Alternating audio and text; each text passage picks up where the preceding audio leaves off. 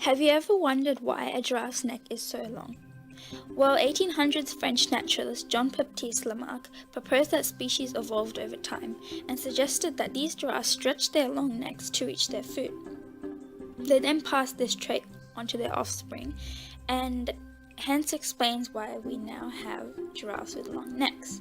This was accepted for some time without any substantial evidence until Charles Darwin, also an 1800s naturalist, came along and explained this change in terms of natural selection. So we now come to accept Darwin's scientific views because they're more correct and proved by extensive evidence he gathered in his travels. This is the nature of scientific thought.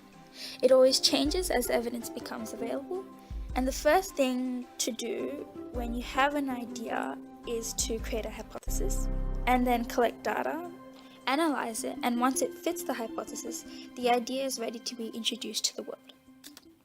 The platypus is another example of how scientific ideas change. After European settlement, naturalists were so confused about it that they sent its skin over to England, thinking that it was a hoax. In fact, the governor they sent it to, George Shaw, tried to hack it apart with scissors to see if it was sewn together. It had the body of a beaver, the feet and bill of a duck, a skeleton similar to a reptile, making it extremely difficult to identify under any classification known. There was much debate on whether the platypus and its alien features were possible. Some thought it to be the missing link between mammals and reptiles, others thought it to be a living fossil, and some had a hard time believing it lay eggs but gave milk to its young. But evidence of their ancestors' fossils in South America suggested they came from the ancient continent Gondwana. Their remains also existed from 110 million years ago in Australia and must have adapted to the harsh, unpredictable climate. Currently, they are classified as monotremes, mammals that lay eggs, and are endemic to Australia. So you might ask how evidence of the platypus's existence may have come about, and it's due to the advancements in technology.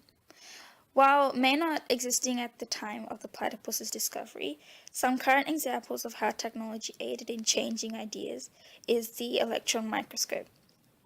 With this, we could see that there were different types of cells, prokaryotes, like bacteria, and eukaryotes. And that led to a revision of the different kingdoms, and we now have Monera, Animalia, Plantae, fungi, and Protista, giving a more detailed way to classify organisms.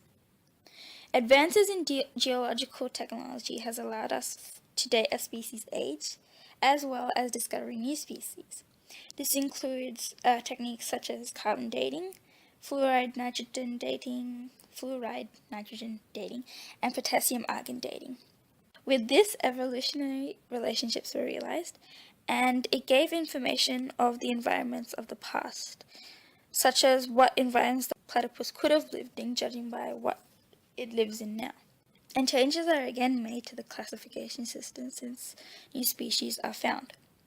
The more recent advancements of biochemical technology has allowed us to see the genetic relationships between organisms.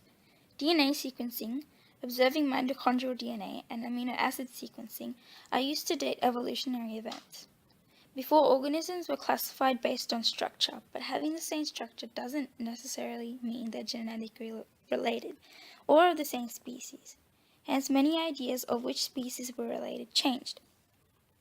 We now know the platypus could not have been related to a reptile, and even though we've gathered so much information, it is still unclear whether marsupials and monotremes are more closely linked than marsupials and placentals.